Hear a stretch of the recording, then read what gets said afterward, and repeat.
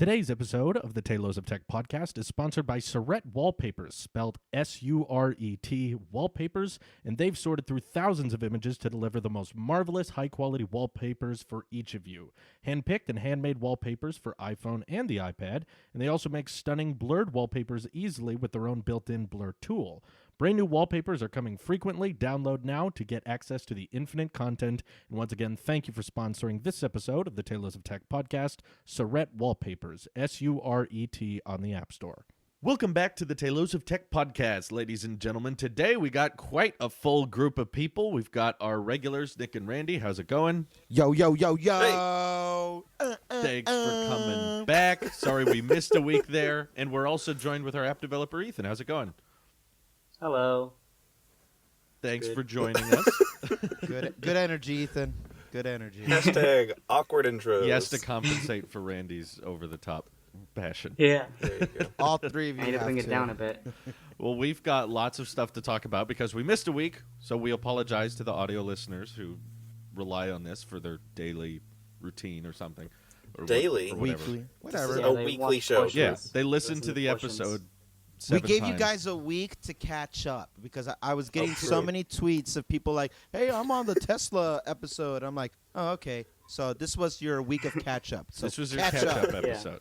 This There you makes a go. lot of sense, actually, so they should be thanking us. Anyways, You're welcome. I was wondering if we could start it off with some Tesla talk because there were some Tesla Ooh. changes that have probably been overshadowed by the Galaxy Fold, which I'm sure you guys have thoughts on, but we'll get into that because I'm sick of talking about it. Is it about Elon being a sheep on Twitter? No, though I Becoming a did sheep? see that. That was good. Do you see his profile picture changes faster than the Model 3 pricing? Yeah, now It it's like does. So You that's, said that so unironically. Yeah. That's the best which part. is factually correct. That is completely accurate. Yeah. I wanted to ask you guys how you felt about Tesla kind of scrapping the Model 3 that started at $35K. I mean, you can still kind of get it, but for those of Yeah, you on the who phone. don't know, basically they removed it from the website and it's now considered a special order. Off menu. Mm-hmm. Special Or you can get one like if you go to a authorized reseller, like you've got to go to a store or whatever. Not a reseller, sorry, retailer, and it doesn't have autopilot in it, and they even are removing a lot of features that are like built into the car over software update. And now the Model 3 starts at $39,500 with autopilot included, but it's just kind of bizarre how wishy-washy they've been on the pricing of these cars so suddenly. We've gotten like 2 drastic price changes within a month. So I'll just go across the FaceTime call that the audience can't see. Let's start with Nick. What do you think? Okay, yeah. So I was first off shocked when Tesla announced. You know, I was. It wasn't even an announcement really. I was just on Twitter and I saw like everyone was like, "Oh, leasing is out." That's right, yeah. Model 3's base price got dropped, and the partial self-driving got dropped too. Mm-hmm. And I was like, "Oh, that's weird." So I went through and configured a few cars and looked around at it, Mm-hmm. and I was. Let's say I wasn't shocked, but it was a little puzzling why they got rid of it. For sure. Because Tesla's a big company, and Mm-hmm. you think so their margins aren't good, right? Like Okay.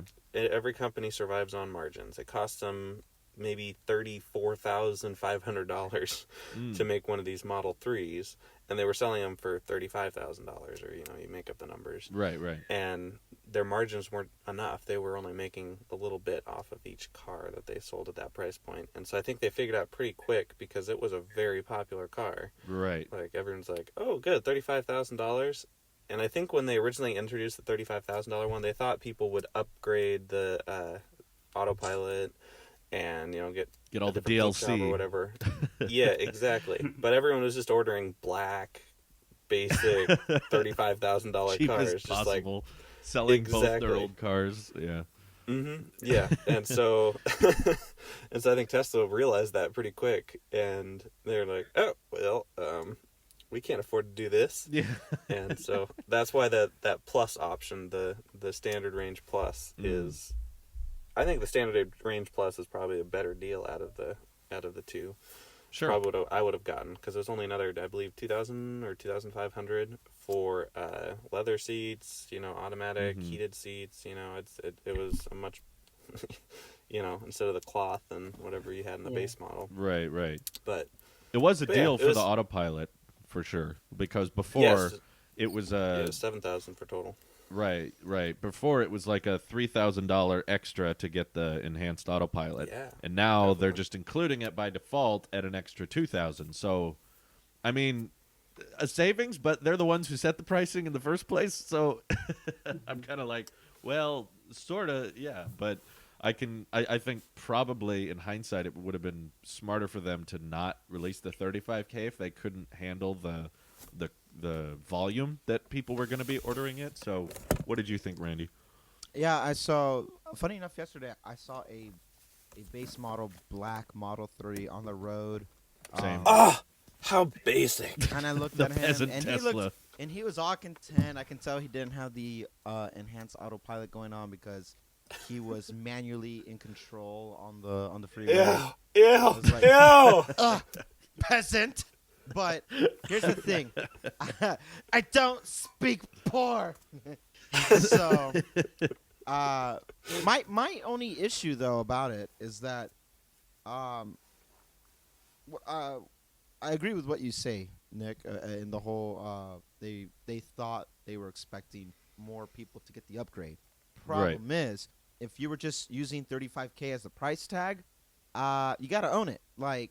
Right. That is the enticing feature. Like you said, Drew, they set the price. We didn't set the price. They did. So for me, what was enticing, and I mean, all three of us talked about it, was I can see myself definitely getting the base Model 3 with adding the enhanced autopilot and then maybe wrapping the vehicle. There you go. Sure. Paying for it. Yeah. Because then I can make it very distinct on its own compared to our 5 base colors, and Sure. I wouldn't have to pay $1,000 for that. I would rather pay maybe a little bit more or a little less, depending on where you go, and you would get the you get to customize a little bit more. So I was The definitely PewDiePie wrap. I was in favor. Wait, what'd you say? So my dream Tesla is a Model Y, but I would get a PewDiePie wrap. So like the With this PewDiePie like design on the back. swirls. Oh, You my want to talk God. about it? That's I'm pretty sure people would just have seizures driving down the freeway, just like the lines or whatever, and Well, it they like, would tricks out your brain. The audience can't see this, but they would turn on autopilot and then just lower the chair down. But can you do this? Can you do this? They'd lower the seats way down while they're driving. Oh, So my God. yeah. I don't want. I get from a business point why they have to raise their prices, but the thing is, I don't like how it went up 4,000 more for what used to be that, and now I think ultimately I'll still end up getting the one that I want because as we talked about, I want the longer range battery, which is a lot. And so when Nick and I went to the Tesla a few months ago, and we realized that for my specific needs, it would be better just to get the performance one anyway, so just to cap out. But my thing is that now everything's being upped in price, right? Even those other those other tiers. Drew's saying yes, Nick is saying no. I'm pretty sure they stayed the same. If they stay the same, then You I'm can still cool top with it out at 66,000. I'm the base guy. I'm the one who'll get the cheapest, lowest range, so I don't The look thing at is, those though, other like- prices. You would get the black Model the 3, base right? That's one right. is perfect as Black is and fine. 35 was perfect as is. I would consider, like, I can suck up my dream whatever, because I acknowledge that Tesla will not be a one and done vehicle for me, that every maybe 5 or 10 years I would upgrade just based on maybe performance of the battery or maybe new features. I would treat it as such. I would very much would have enjoyed keeping. I would do with the Tesla what I do with my phones. I would not lease it. I would buy it, and then I would resell it a couple years later to turn a pretty hefty profit, because those things still hold their value. And Profit, I would like to then at that point, get whatever it would be half a decade later. But with that all being said, I missed the 35, and I don't like what the 35 entails now, as like taking away the stuff that was supposed to be the attention grabber in the first place. Well, so they got rid of the 35, but the $37,000 Performance Plus is still available, right? That's the base now. I think so. Yeah, and I feel like if you're gonna buy a car, like if you went to Toyota and you were like, I want a brand new Highlander, and the difference between, you know, the base model and the one with a slightly better trim was $2,500, no one would bat an eye to that. Like, that's very standard, and I guess I'm confused on why You're very standard. Oh. Well, okay, hold on a second. I want to hear what Nick has left the chat. Yeah, I want to hear what Ethan has to think about the Yes. pricing Oh, yes. changes. Sorry. What Yes, do you yes. think, Ethan? Well, did the base model originally have autopilot like before? No, You could add it. the could add it. 35K Okay, so- did not have. Yeah. I mean, there's certain So- basic things like the auto braking and the car awareness around it. So, like, the basic safety stuff will always be there. Yeah. They're not making safety DLC, thankfully. But Yeah. the So- kind of extra features were the like steering on the freeway and the lane changing, Yeah. and they just sent out an update. I was watching a few videos on it of the more recent autopilot update allows the car to decide to change lanes on its own. So, like, when we were testing our Model 3 a few weeks back, it didn't do that. You just would turn on the blinker, and then it would change lanes on its own. Now, if there's a car in front of you and it's going too slow, with the autopilot being a default that's thing, cool. it will be like, oh, this person's going too slow. I'm going to change on my own, and it'll turn on the blinker and go around them and everything. So, yeah, but before the 35,000 one didn't have that. Yeah. Hmm. Well, I think Tesla. It's like money. They need more money and whatever. Mm-hmm. But I think it's mostly they just want that these cars that people buy now to be able to have self-driving in the future. Mm. They don't want some grandma that buys a Tesla now, the base model, that eventually she finds out she can't do self-driving or True. they get potential lawsuits or whatever. I think they just want to streamline the hardware in the cars for self-driving Mm. for all the cars that's available. Yeah, I think that's a That's good point. just- They're likely thinking like too many people are just buying the car because it's a Tesla and they're not understanding the different tiers. Mhm. So Yeah. I agree the simplifying it to what they made the lineup, even though like at one point it was starting at 35K and now it's not that anymore. I do appreciate the simplification because it means that now instead of there being enhanced autopilot and also full self-driving as being a separate tier, now there's just one. It's just like, okay, autopilot's included, which is great because we had a whole podcast about should you get that and you know how much it is, and now the decision's been made for us, so we don't even have to worry about it. Now if you buy a Model 3, at least off the website, unless you do the special order for the 35,000 one, you will get the enhanced autopilot features by default. That's just included now, which I like. And if you want to invest early for that full self-driving when it comes out later, which we don't exactly know Later when. this decade. Yeah. It will come out at some point in the 2020s. Hopefully. At some Um, point. Right. And Elon even tweeted, which upset some people, like, full self-driving mode will increasingly get more expensive over time, like drastically. I was like, he wants you to get it now. I think that's where they're making their money, is those extra purchases. The DLCs, yes. Right. Obviously. It's a EA I get It's situation. like it. Tesla has a captive audience now. Yeah. Right. It's like if you bought a Model 3 and you were cheap at the beginning and you didn't pay the extra $5,000, then like they're trying to incentivize you. Hey, give us another $5,000 again. Yeah. They might be losing Yep. money on the base models. Oh, they're at least breaking even. Their cash flow is positive. But And with just S the and amount of X. research and development and engineering that went Yeah. into it. Yeah, possibly. I mean, the whole company's been bleeding money, and they're just now turning profits, which is exciting. But yeah, it's interesting because I like really want to see Tesla succeed, but at the same time, I'm seeing their business model kind of start to erode away. You're But eroding away. You don't talk about my Tesla like that. What do you But I mean get it. eroding? So when Tesla offered the original $35,000 one, everyone was all like, yay, it's finally here. And they're just making these changes so quickly.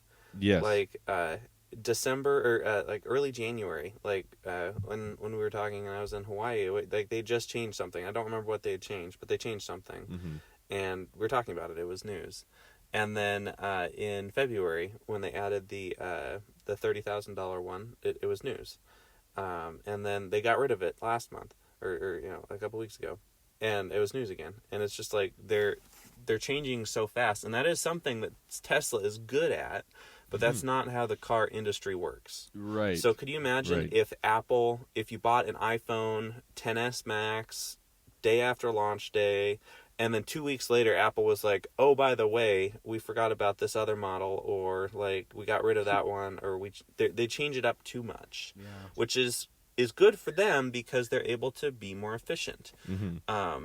SpaceX is really famous for this. None of their Falcon 9 rockets are the same. They're always making changes. They're always making improvements. Tesla is very similar. They're always, tweaking things, figuring out the production and making it a little bit more efficient here and there. Right. And it's good they're able to be that what's the word? Dynamic or whatever, being able to change that much. Adaptable. Thank you, Drew. Thank you. Thank you for remembering the business word that I learned in How to Speak Business 101. Yes. You're welcome. Well, good for you, Nick. Good for you. But yeah, so That's a good point. I see why they're doing it, but it's frustrating for buyers because what if I was in the market Are to you buy a saying Tesla? you would rather that you wait a year or two for the 2019 model for all these spec bumps and stuff like that? Yeah. But Yeah. if So here's the thing. I honestly, my dream car, and I've said this a million times, I'm going to say it again, my dream car is a Model S with a Model 3 interior. So, all right, but- so P100D, 2.1 seconds of acceleration, all that fun stuff, the Model 3 interior. Since they just they've made, Elon said we're on version 4 or 5 of the Model S and X, because, they're making all these incremental changes that add up to certain things. And so I haven't, obviously I don't have the money for it, but if I could buy a Model S, I would feel very apprehensive about buying a Model S today because it's obviously outdated. The interior is so outdated. Yeah, a lot of people have brought I'm not- that up, how like the 3 and the Y and everything is getting a lot of attention, but the Model S and X haven't gotten much changes at all lately. Yeah, and since we can't point to Tesla's like fall event or Tesla's September event to say, okay, every single year we're gonna get no matter how small we're gonna get some kind of an update on the cars, then I can't confidently buy something. It's the same as buying an iPhone in August. But you don't buy iPhones in August. I have Yes, to wholeheartedly disagree, and the reason why is because these updates, they're software updates. If there's something that they can enhance the performance on, why would they want to wait some arbitrary date a year later to push an update? If there's a hardware update, that much I can understand a little bit more about waiting. But if they're just scrapping, if it's a business model of trying to have bigger margins going through, and True. they just like, no, we're gonna cut off this partial kind of driving, not really self-driving. It's either you have it or you don't, and you can buy that in an update. It's all software based. When they have these new specs and these new features that are compatible with the hardware, and they're just pushing it out over over their not Wi-Fi but over their internet to give you the firmware update.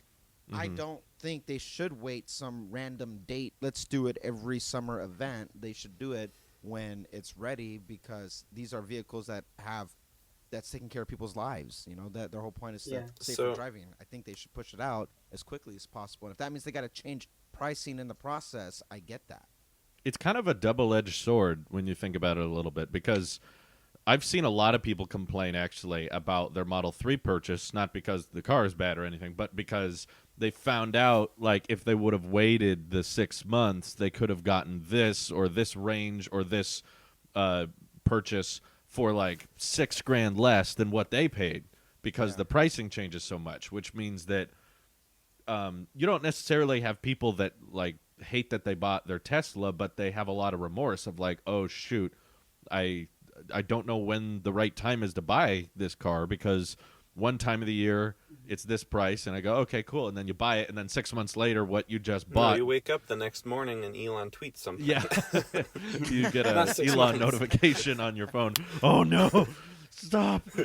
You should just, if you buy your Model 3, just unfollow Elon for a little while. Just like don't listen to any tweets. He's like, by the way, we just the day after you buy your Model 3. By the way, it's $15,000 now. We just lowered it Yeah. for the Every full time range he tweets, version. the stock changes. It's Yeah. it's kind of like buying a house where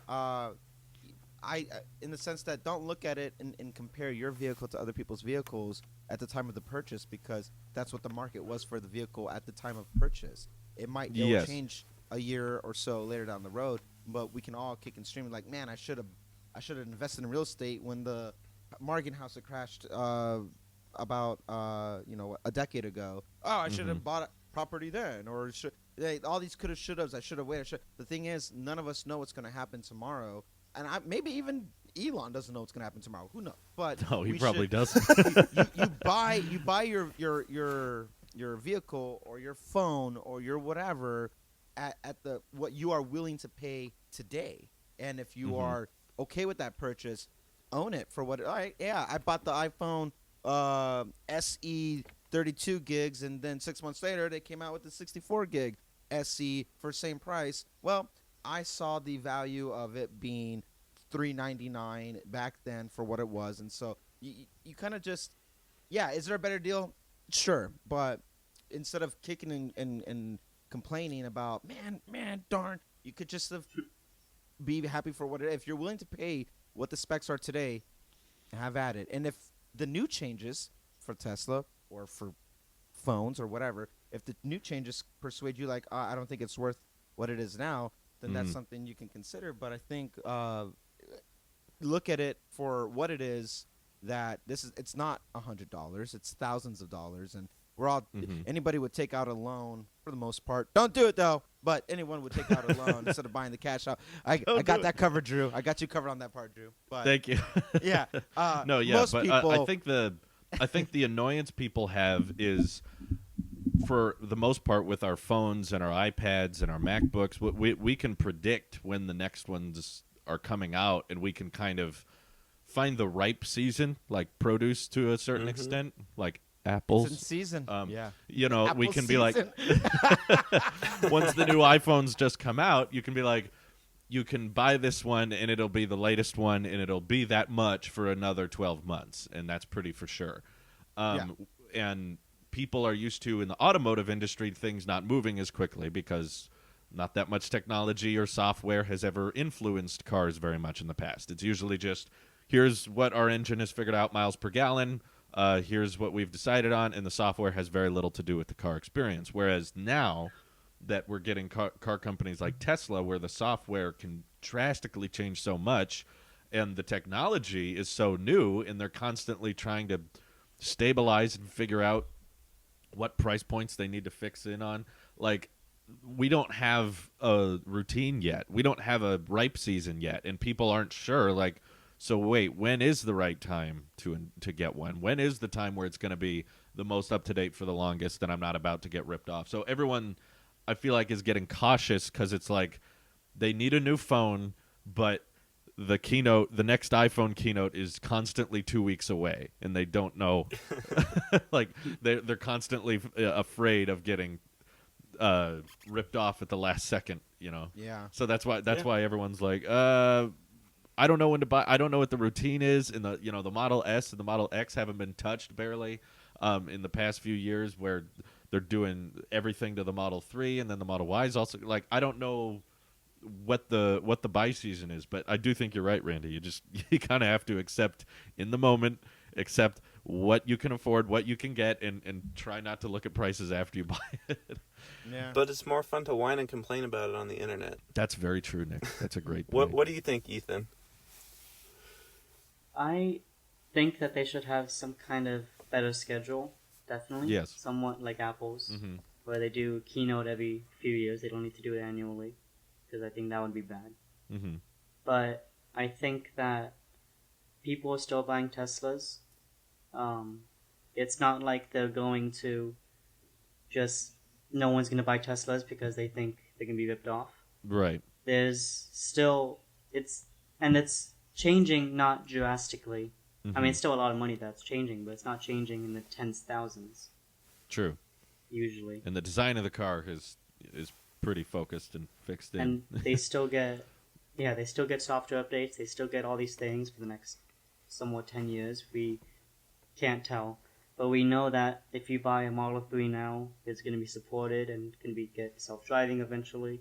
And if you buy a Model S and X, it's still going to get somewhat the same features. True.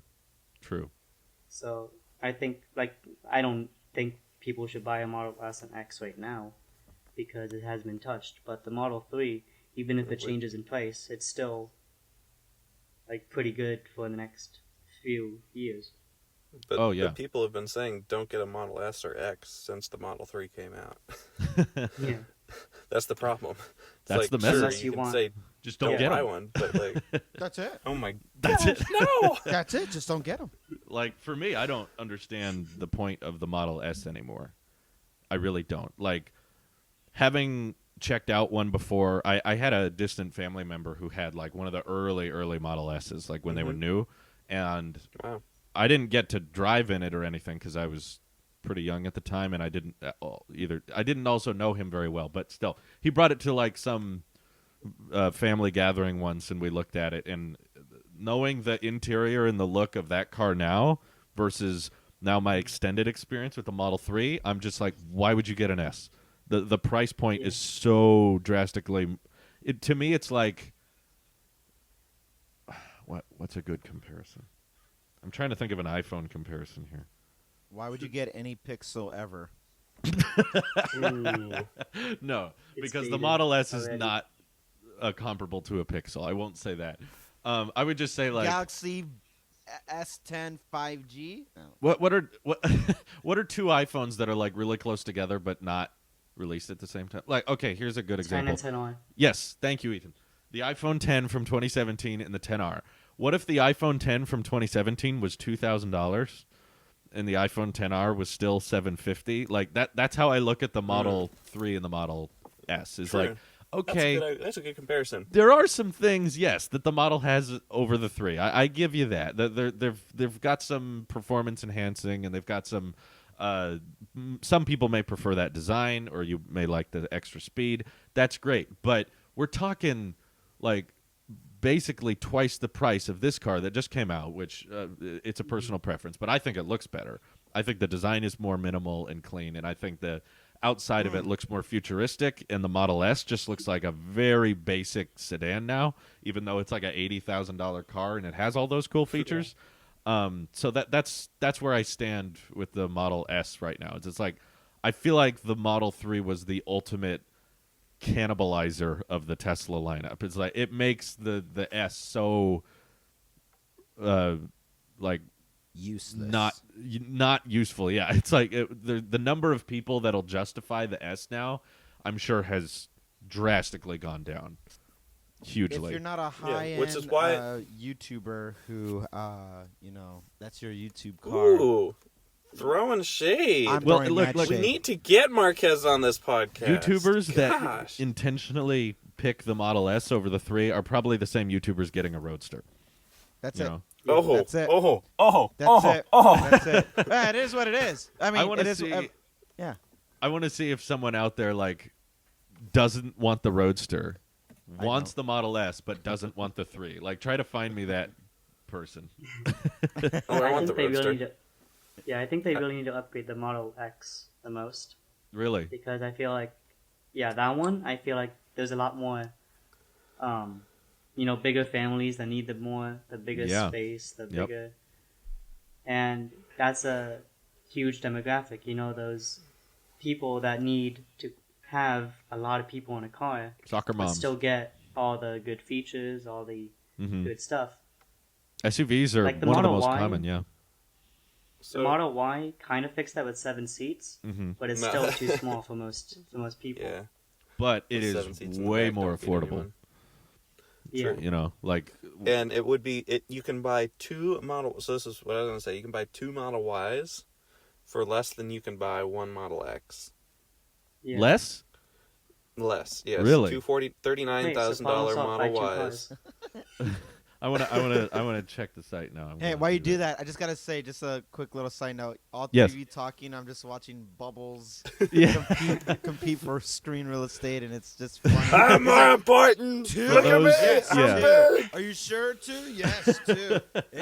And Ethan's For in those the who middle can't on mine, see, so he's just like, obviously, yes, which is two. everyone. And he's just Whenever we do group FaceTime, there's usually only 3 of us, and that just makes the bubbles the same size on our iPads and Mac. Like, they're just the same size right next to each other. Now that there's 4 of us, it's like the bubbles are going back and forth, and we are no, it's my turn incredibly to talk. entertained. Move. We are easily entertained, by the way, which is why the Model 3 are. is so cool to us. I just took a screenshot that makes it makes Drew look like he's talking down to Ethan.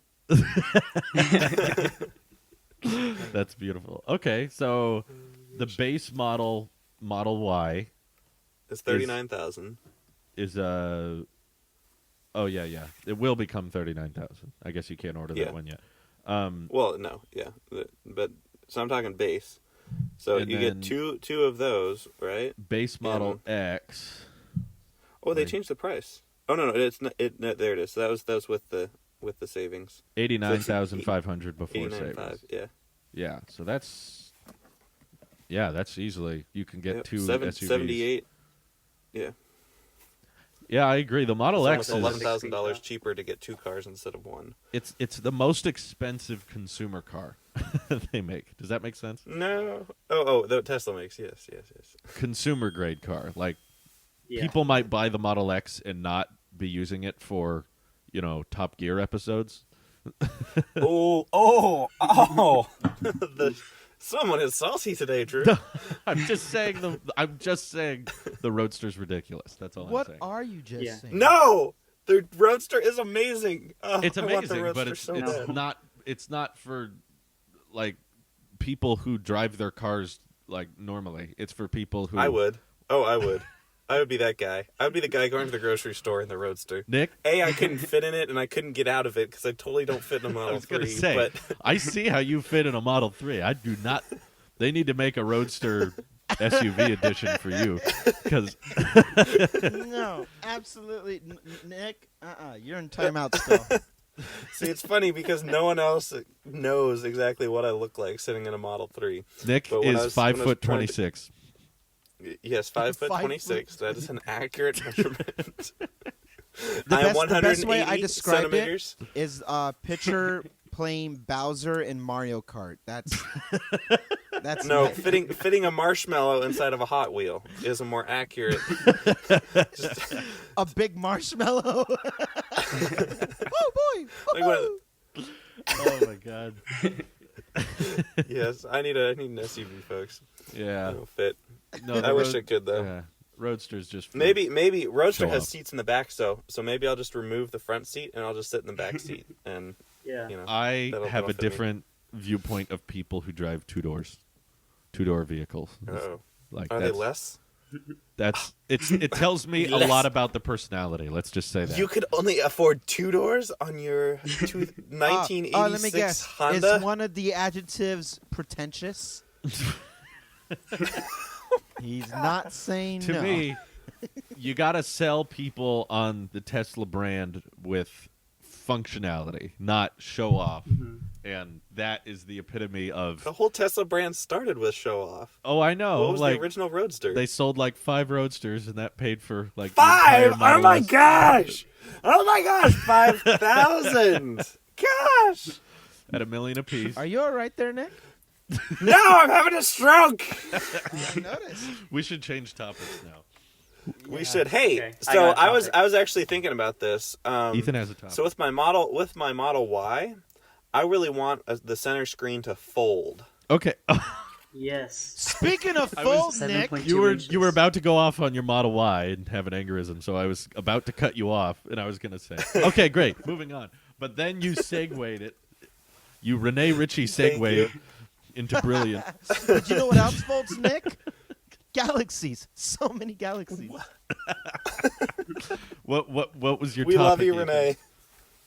Okay, so I was talking to Nick the other day Mhm. about Oh yeah. Macs versus iPads, Ooh. and I realized how much I hate Mac What? compared to iPad. Oh, okay. Okay. So That's let me right. explain. Coming from the guy who hates iPad. That's the like- title. Our app developer hates Mac. Okay, so let me explain. Okay. So I love like macOS apps and the optimization and the APFS file system This is good. and all these pro apps made by Apple like Final Cut and Xcode. Yes. But I also love the new iPad hardware Mm. with the A12X chip and the slim bezels. Same. And just everything about it I love. It's ahead of its time. And yeah, and too ahead of its time because all I want to do is use my iPad. Mhm. That's all I want to. I want to replace my Mac with my iPad, and that's my only goal in life right now. I think I love you, But the Ethan. problem is, Randy, Be- just stop. We're gonna have to cut that out. I'm just saying, he's preaching exactly what I've been saying since I did the iPad challenge. Wait till Good, he good. continues. Ethan and I were on the same wavelength until he kept Well, talking. I was keep- like, no. Keep going, Ethan. I want to hear the rest. because Mac, I mean, it has its good stuff, but it also has the clunky 3 pound or 1.5 pounds or whatever Mm-hmm. laptop with the very, I don't know, like sticky hinge almost, where you need to put a lot of force just to open it, as opposed to the iPad where it like comes off like air Okay. with the keyboard. There's you always have the hot metal on you or the table, or you hear the fans yeah. going full blast when you're doing something. Mm-hmm. You need a lot of RAM. There's just so much stuff that I don't like about Mac, which is probably worse with Windows than Linux. But Yeah. We can't Don't get agree me there. Don't get me started on Windows. But the But, Pixel like, has with- 4 gigabytes. But with iPad, there's this lack of stuff that I need to do. Like, I need to be able to access the hard drive partitions, and I need to be able to install developer tools and Sure. access internal files to code. Mm-hmm. But that's just something that Apple's never going to let on iPad, because that just opens to viruses and problems. Mm. So it's this, I'm kind of in this middle where I would love iPad, and I would love to replace my Mac with something smaller and more efficient, but I would also love to have all the Mac features without macOS. Because macOS is 30 years old, over 30 years old. iPad is only 9 years old. That's true. There's so much stuff that iPad has potential for. You know, they don't have this 30-year-old bloated software. You're bloated. You're right. I agree I with think that's everything great you said point. until you said 30 years old. I'm like, oh God, I feel old. Oh. So you 'Cause don't he's agree right. with the facts? I don't agree with facts. My feelings don't care about your facts. That's a great point, though. Oh my. And gosh. I think because of the rumors we've been hearing, for all of us, WWDC should be pretty exciting this year for the iPad. I cannot wait. Well, Ooh, I can't wait. I don't think iOS 13 is really the answer. Like, sure, it's I going do. to have increased file system and possible Windows support. Mm-hmm. But you have to remember that no apps are going to support Windows support, because they have to make sure that apps support multiple sizes, like macOS. Mm-hmm. No apps are going to just do a lot of the file system stuff. It's just so much work on the developer side, not just the user and Apple side. There's just iOS 13 is a good starting point, but there's still the lack of internal accessibility and developer tools. I think that's similar to the slide over app support on the iPad. Like that's how they're going to handle like the Windows support thing, is they'll Yeah. essentially take the iPhone version of the app and treat that as a window. It probably won't be as infinitely resizable as Windows are on the Mac, but Yeah. on the iPad it'll be there, but it'll kind of be fixated into a specific shape to be like brought over from the iPhone version, so that coders don't have to work too hard. Yeah, I think nothing really is going to happen with Windows support and all these intense things that only macOS can do until Marzipan, like, you know, iOS apps on Mac. becomes a thing. Because once developers start supporting iOS apps on Mac, then they could support infinite window sizes, they could support file systems, they could support all these things that macOS has. That once a good majority of apps support macOS, now iOS can become more like macOS. But at this point, True. it's the apps that are bringing them down. True. But there's also like Apple's guidelines. They have a guideline that says you can't run code on iPad, which kind of makes it so you can't code on iPad, even if you wanted to, even if a developer wanted to make an app to code, you I can't see. because Apple doesn't let you. There's so much stuff that would take Apple 1 second to change without even a software update and make iPad better, but they just don't. Have you heard about Project Sidecar? No. It's a rumor that is coming around that says macOS is going to support plugging in your iPad to your Mac directly and just using it as an external monitor, like natively. And it's kind of a cheat, but you could, in a sense, like use macOS on the iPad hardware and have like Apple Pencil support, but still use your keyboard when you need I to. don't want that. Okay. No, there's apps that do that, but first of all, I don't want any more cables. And with wireless, it's just going to be too laggy. True. So they need to figure that out.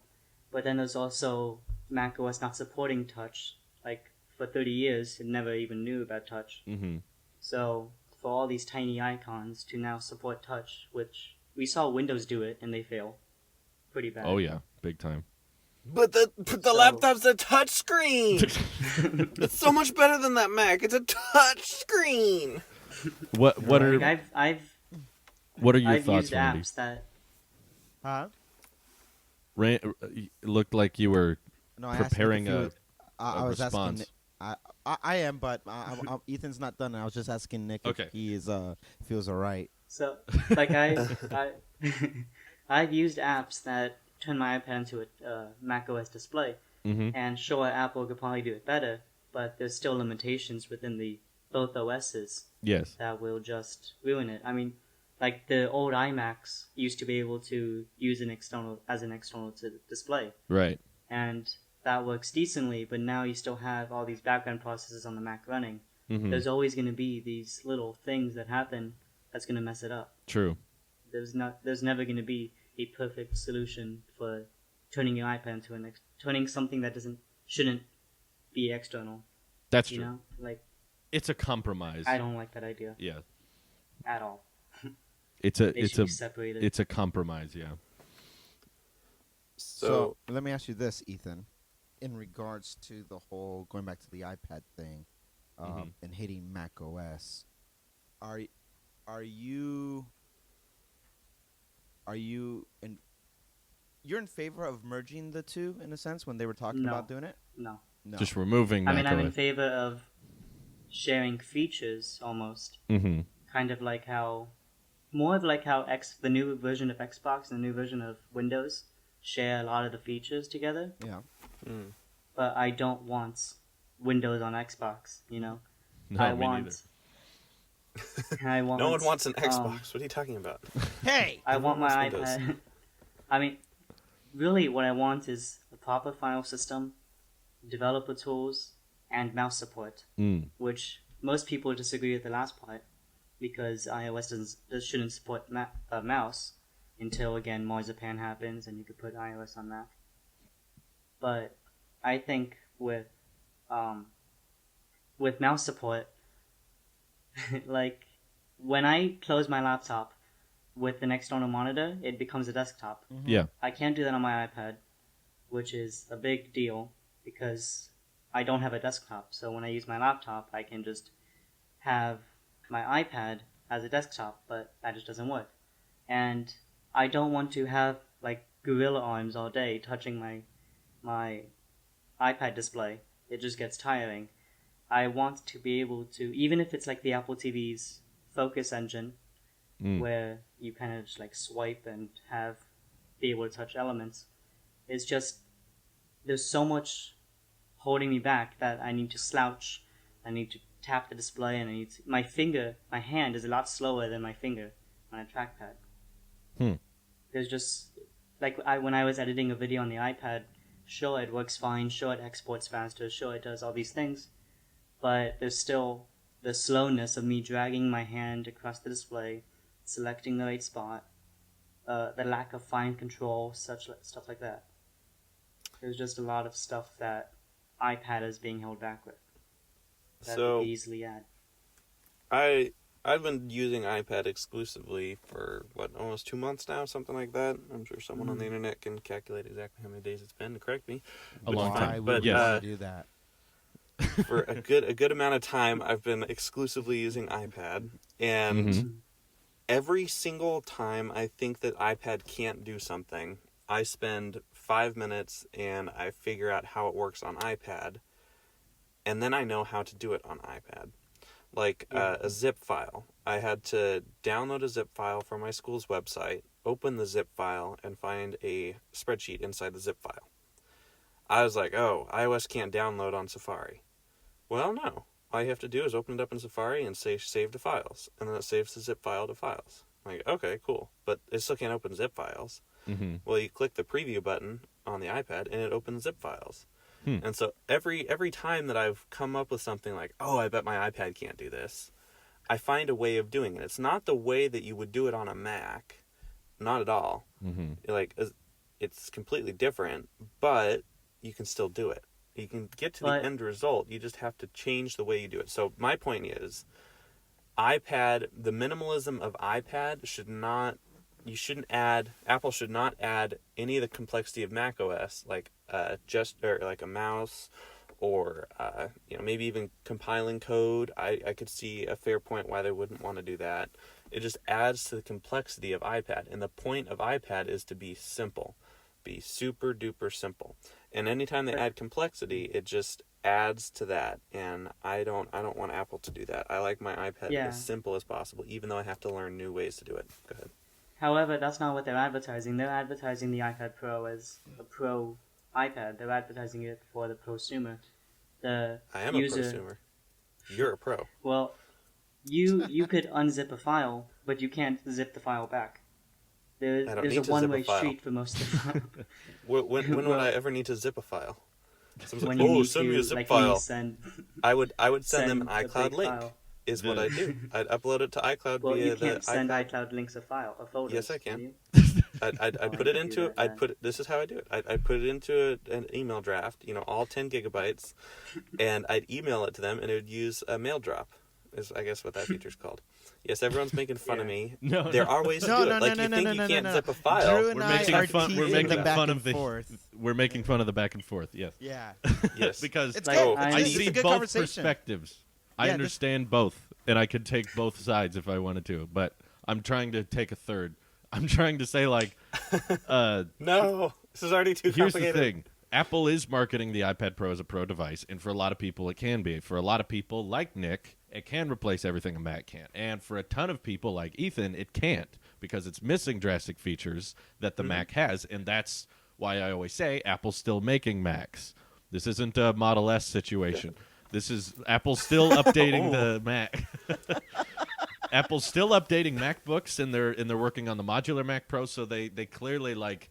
And I completely see where Ethan's coming from with like the touchscreen can be inherently, and I think always will be inherently slower than a keyboard and mouse for certain programs.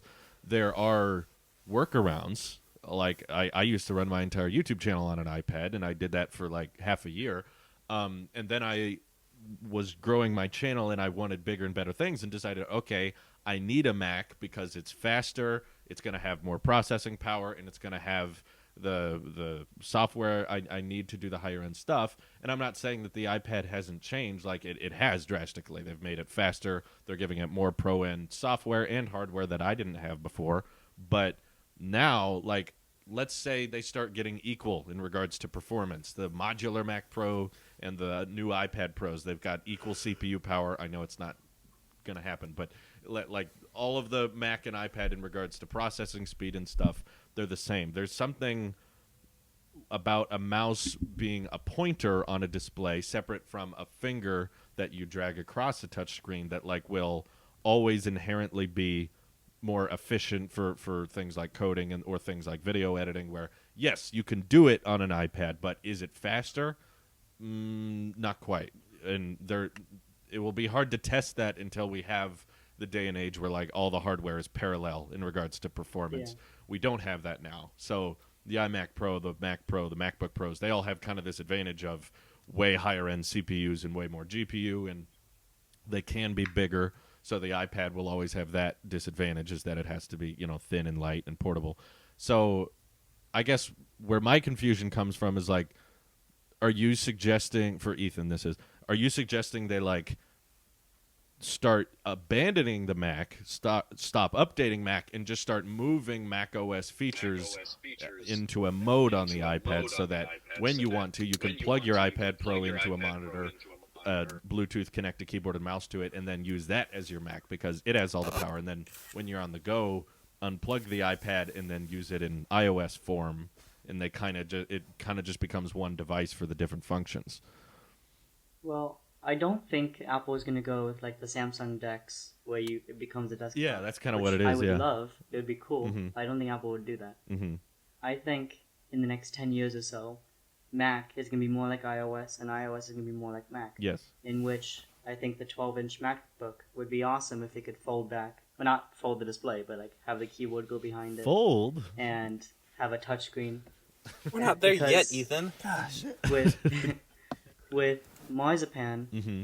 a lot of people don't know this, but they shrink the buttons a bit. Mm. Because the mouse pointer doesn't need big buttons like your finger. Right. So it shrinks a lot of the things. I think once every app on the App Store in the Mac is an iOS app, Mm-hmm. Mac OS is going to become a lot more like iOS, where it goes into touchscreen mode, and now it's basically running iOS with Mac OS features. Mm-hmm. And with iPad, it's going to be a lot more like Mac, where it might have a DeX system, or it might have file sharing with flash drives or code compiling. They're going to be a lot more similar, but I don't think they're going to combine like the DeX or whatever. So sure, that's like maybe 10 years down the road, but right now I look at it. Who was it, Steve Jobs or Tim Cook, that did the truck analogy? Does anyone remember who That that was was? Steve Jobs. Was that Steve Jobs? Yeah. I've never so even heard the truck analogy. in my opinion, and I agree with Steve Jobs here. Steve Jobs' opinion, quoting Steve Jobs. Say his name this 4 again? more times. Steve Jobs, Steve Jobs, Steve Jobs, Steve Jobs. All right. I think In we know who you're talking about. Steve Apple Wait, who are we talking about? once said, He started a company. yes. I don't know him. Never heard of him. So the iPad is like a sedan. It's like the Okay. Model 3. Thank it's- you. Put it it's into for everyone. bringing It's it for back the to Tesla. regular. Thank you. Yes, absolutely. You guys haven't seen my lock screen. Everything, and almost everyone can do pretty well on a Model 3, right? Yes. Like, you can get around town, you can get on the freeway, you can do a road trip. Mm-hmm. Sure, the storage space might not be as much, and Goliaths like me can't fit behind the wheel. Marshmallows. But yeah. we can make it work. It's enough for 90% of the population. Yeah. The Mac is like the Tesla Semi. It's not for everyone. It's really, really cool. Uh-huh. How like you're sitting in the middle and like you have the two screens. Like that's cool, but it's not for everyone. It's for truckers and for people who need that Okay. extra horsepower to be able to haul 80,000 pounds. Well, the difference is Apple is marketing the iPad as the Pro to replace all Pros. It's this, like, I think the Model 3 is more like the iPad Air, where it has not Okay. as much power, not as, like, it has a keyboard and Apple Pencil, Mhm. but it's not, they're not marketing as replacing everyone's laptop. Mm-hmm. They're marketing the iPad Pro as replacing everyone's laptop. Their marketing is a new computer, the new age of computing. But they're forgetting would about agree the with them. essential parts.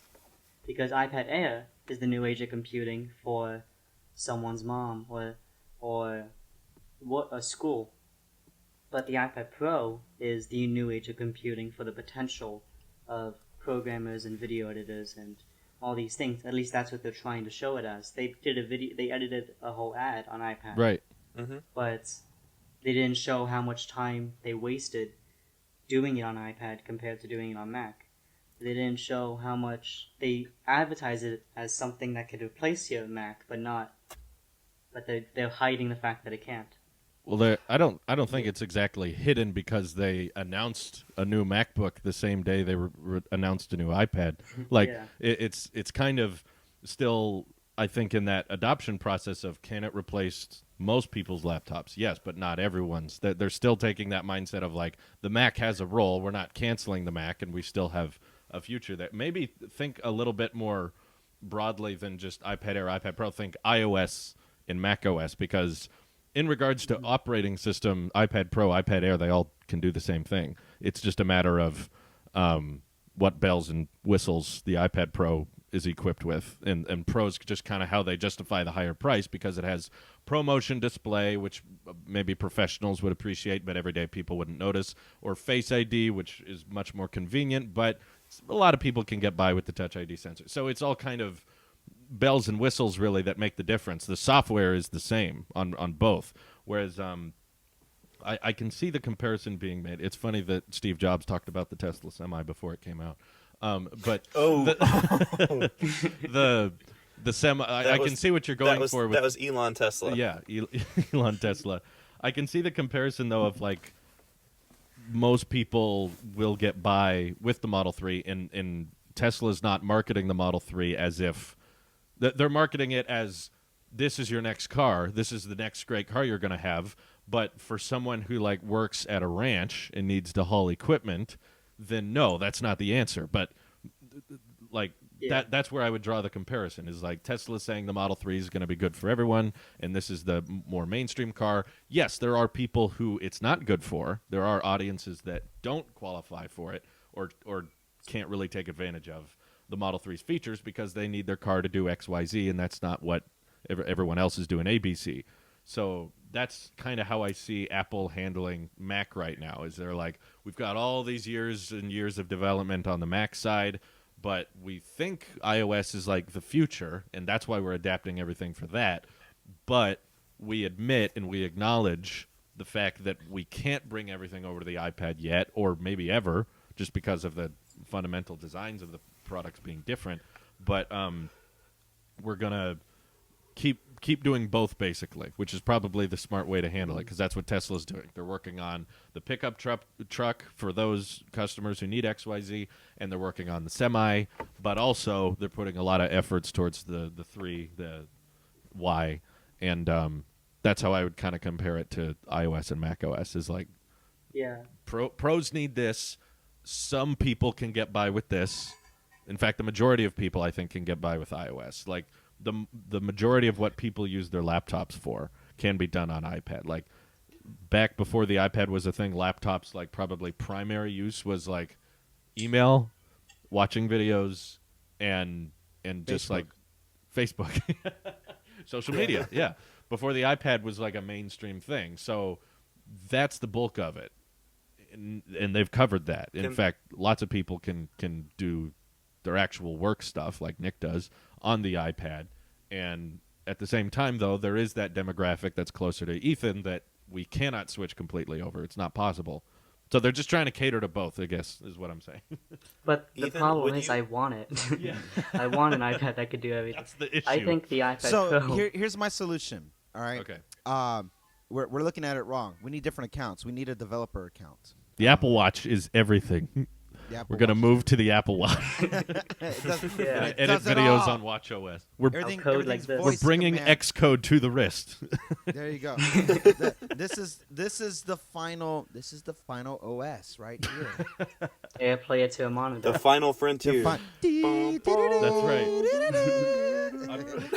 I'm sorry, Randy. Go ahead. That would actually be really cool. You could AirPlay it to a monitor, and now you have a macOS from your watch. That would be pretty cool. That's That like could be deep your mouse. future. That's like deep future. Yeah. They'll figure that out. I think, But if you could fold the watch... Oh, no. I'm sorry, Gross. Randy. I keep interrupting. no, you're good. It's fine. It's we having a hearty conversation. Yes. I think we keep the iPad at. Here's the thing: iPad strengths. One thing why I love the iPad so much, and it is my daily driver, and it will probably be that for the next foreseeable future. Yes. The hardware is phenomenal. I hate using the camera on my iMac. I hate it. Yeah. I love this camera. I love the way it feels. The near bezel-less display, but everything's symmetrical. And I love that everything that I use 80% of my time for can be done on iOS, and that is the social media, the YouTubes, the web browsing, the email responding. I could do Right. most of that. Very literally, the only thing I use the iMac for is for Logic that I'm using right now to record this, and then Final Cut for video editing. Anything else, I will kind of use it, but I do use it, but I do. I use it a lot. I've married the two in a way. There's a lot of things that LumaFusion can get done quicker for me than I can do in Final Cut. But Yep.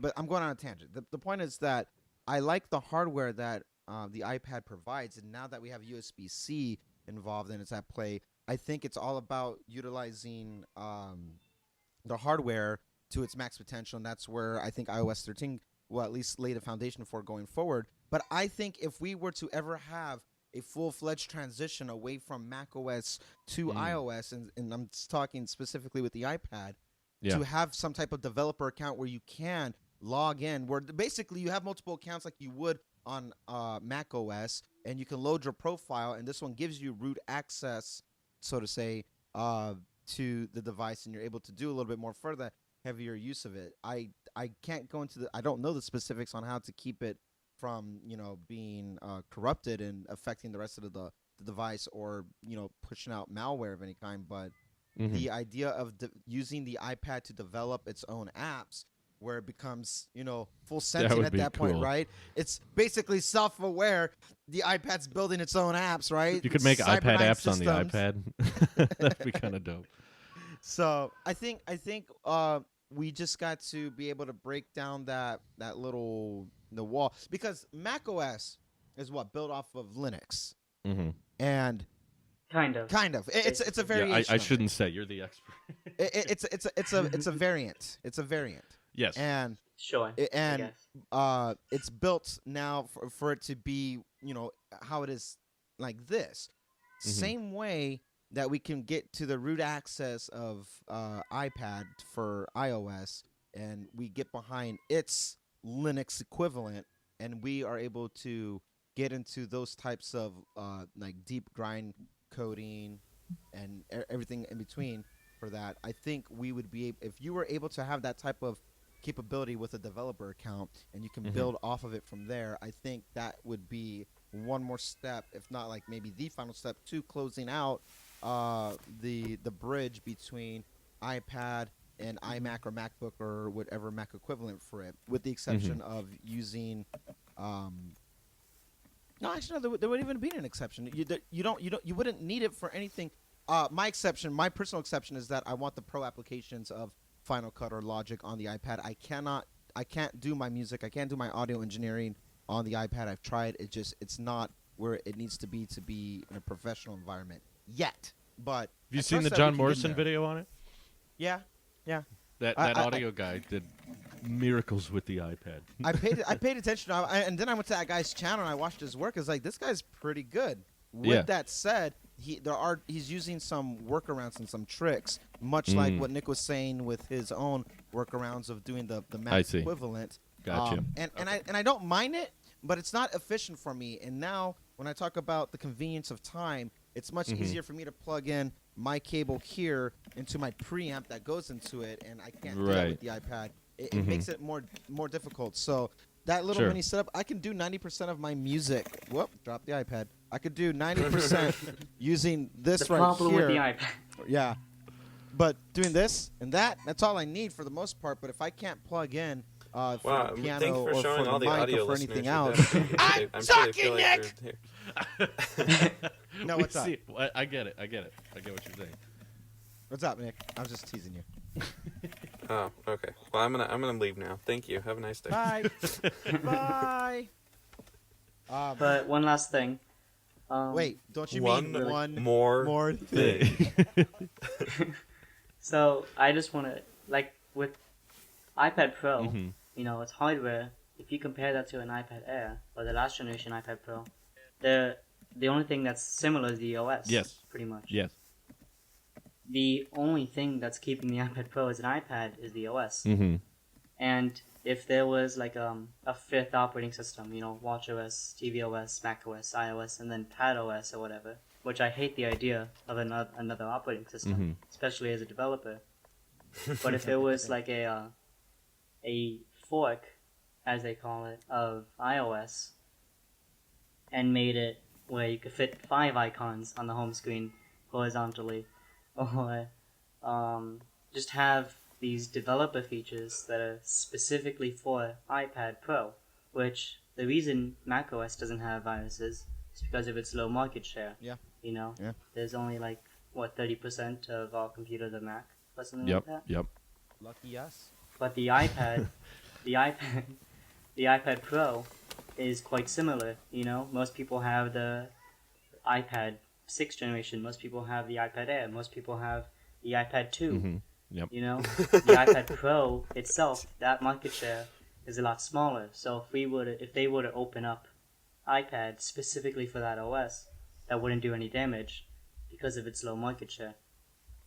And they would get so many people to get it because almost every developer I talked to, I asked them would they like to code on iPad, and they said no, not on iOS, but they would love the hardware. Everyone loves the iPad hardware, but they hate the OS. And So what it's what so hardware easy do to you just love? change. Like there's I no love mouse. I love the 120 hertz display, Yeah. the slim bezels.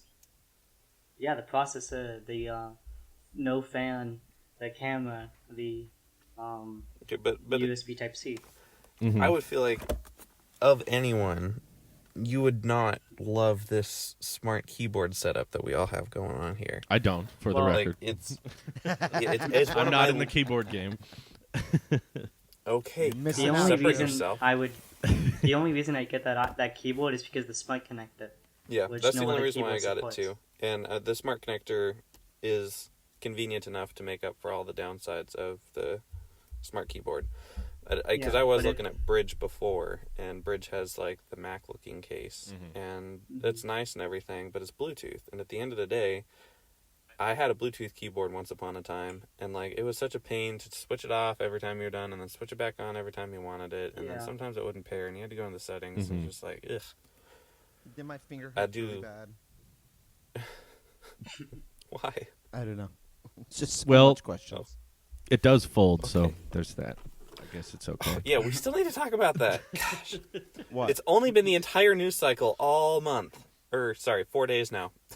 Are there? All But right. before we move, do we have closing thoughts or last words on the last topic? That was an interesting discussion. I like that. The iPad is the future. It is. It is the future. I just don't think that it should be combined quite yet. I didn't say that. The I just pro said it's the features of future, Mac. Nick. Fine!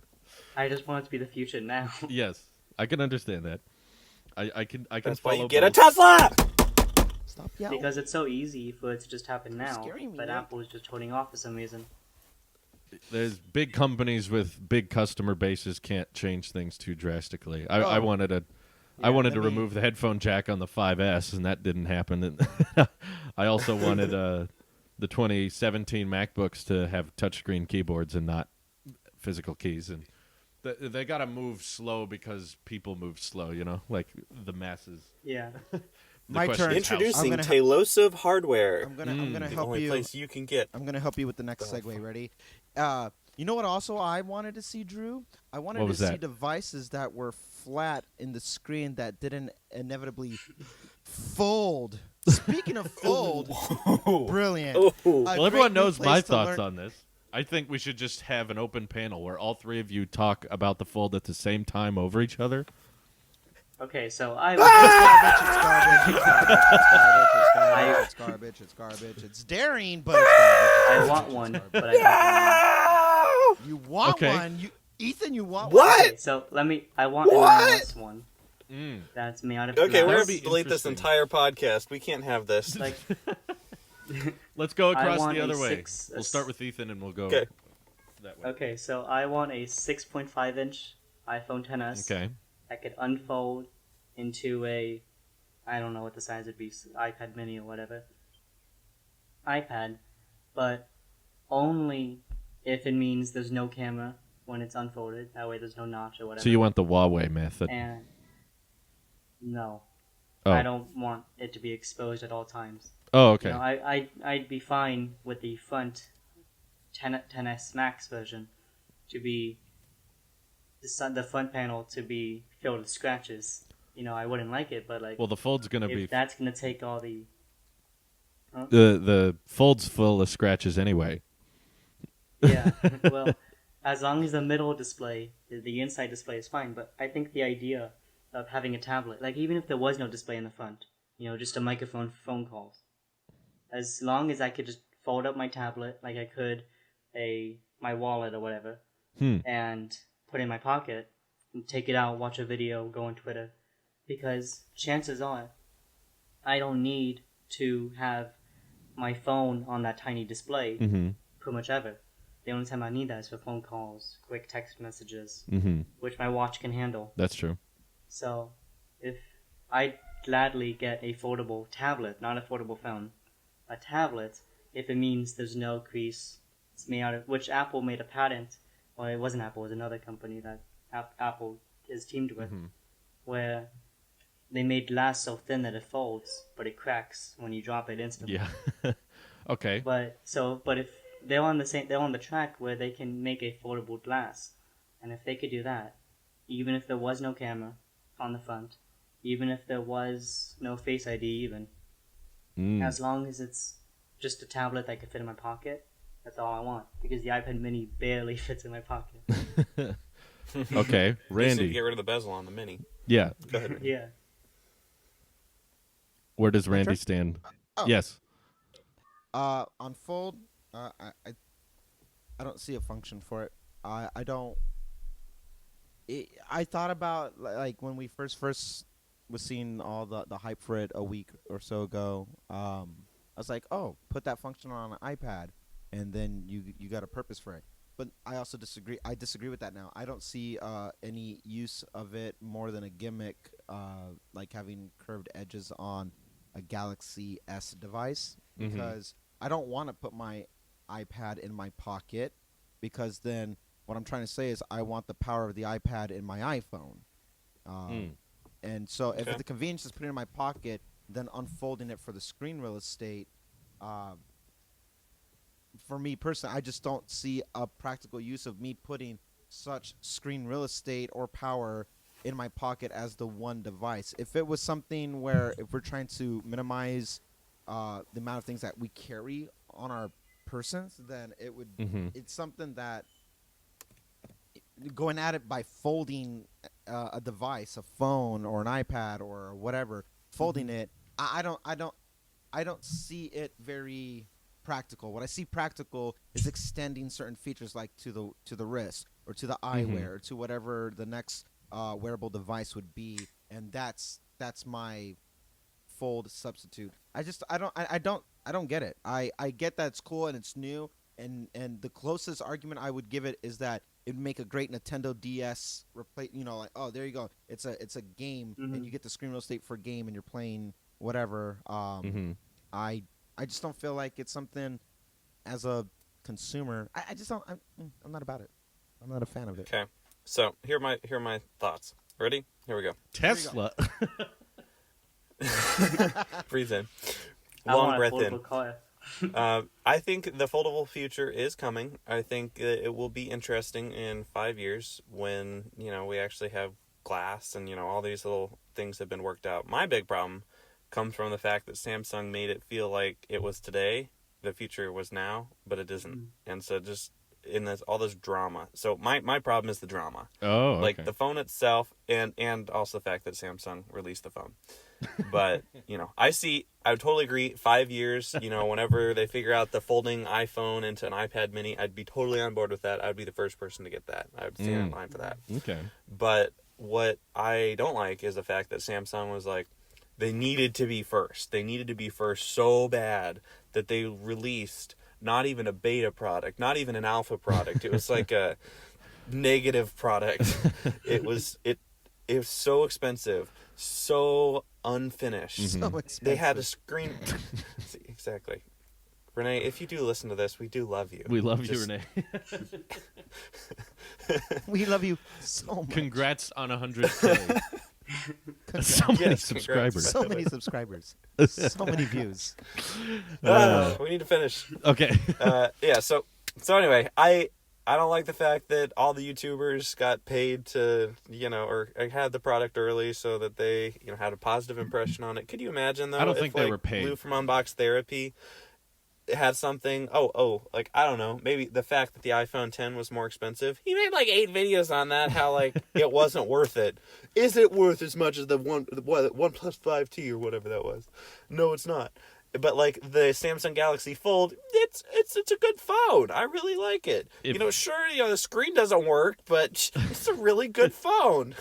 If you take out the fact that it folds, it's a complete joke of a product. That's always my response to people. Huge It's bezels. like, and I'm not talking about the advantage of a larger screen in the pocket. I'm like, no, you can say that. I'm just saying, sell me on the Fold without bringing up that it's a foldable. Just That's tell right, me you all the can't. features.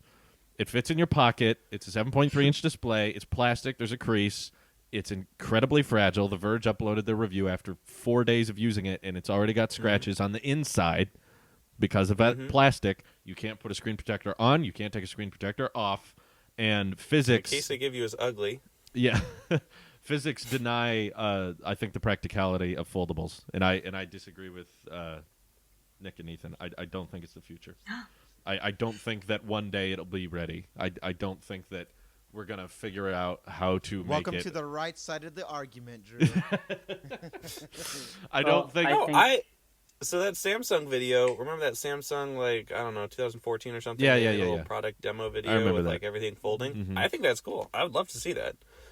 I think it's folding, but cool. That's not. It's very neat. I'm just saying that's not going to happen. It's not Well, it. stop being realistic, Drew. You are the Apple sheep. You're supposed to just, want things. Things that you fold repeatedly will wear out, and they will wear out fast. And hardware that companies sell now, the people are also denying the fact of the smartphone and tablet market is that, at least for the most part, smartphones are in decline.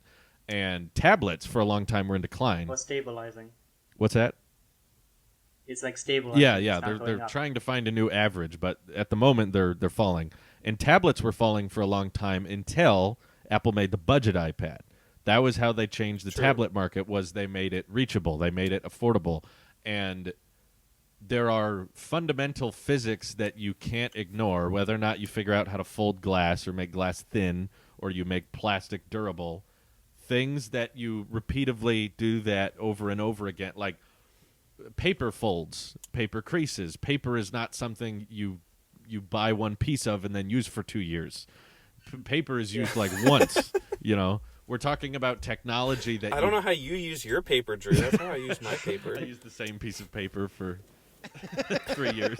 No, like technology you buy and you want it to last like at least a good 2 years, and even if it had a shelf life, even if it had a life of 2 years, I think that would be disappointing, particularly for a $2,000 product. And people are also ignoring the fact that like the products that are selling well or changing the industry are the affordable ones. It's the 10R, it's the S10e, it's the budget iPad. Those are the ones that are improving the numbers and the unit It's shipments. the regular Apple Watch instead of the stainless steel. The aluminum watch, not the additions. It's those that change the world, change the market, and get the masses accustomed to the software. Whereas Android never even figured out tablets, which is what makes me laugh so much about them trying to ship the Fold, is that they never even got tablet software right, and now they're trying to sell us on, well, it's a tablet. In phone mode, it's completely useless. It's ridiculous to use that in regular phone mode. So I do agree with you guys that if Apple did make one, it would be the best one, because they get software better than Samsung, Huawei. They wouldn't announce it. They wouldn't release it until it was the best one. Case in point, they're not Except going for to. AirPower. Yeah. Sure, That's my and that's point. fine. The tech will never be ready, but Apple's experimenting with it. I absolutely agree there. Like they're totally gonna investigate. They're making prototypes, but they're not gonna ask. Most every yes. They're not gonna ask $2,000 a piece for it, and they're not gonna release it. But if I'm wrong, and they ended up releasing the iFold or whatever, the Apple Fold, it would be the best foldable there is because it would get the software right. It would get iPad and it would get iPhone in one spot, and Apple cares about longevity and keeping it up to date. I think you go ahead, Nick. I was gonna make kind of a halfway joke and then transition out of this. Go ahead.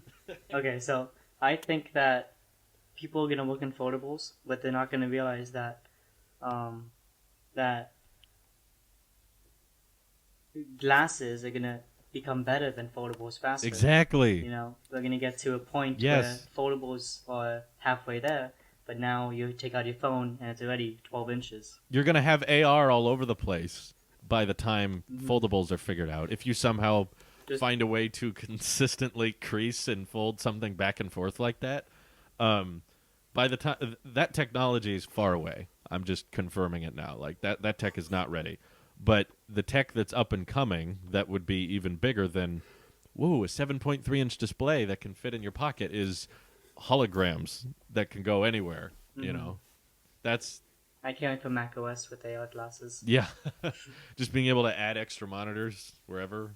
That's where I think external monitor support should be on glasses. Yes, for sure. Because then I could have 4 monitors and only pay for 1 glasses. Right, or no monitors. So Yeah. So I guess my biggest problem with this whole debacle is how the major tech YouTubers have treated this differently. I would really like to see if anyone here listening to this has the TARDIS, please go back in time and switch the brand on Lou's Samsung Galaxy Fold to Apple logos and just see how different it would be.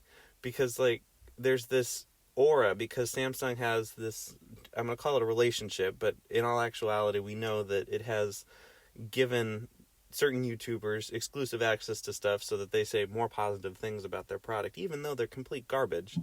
You get Lou from Unbox Therapy going on there, and like, you know, it's a good phone. You know, it's really interesting technology.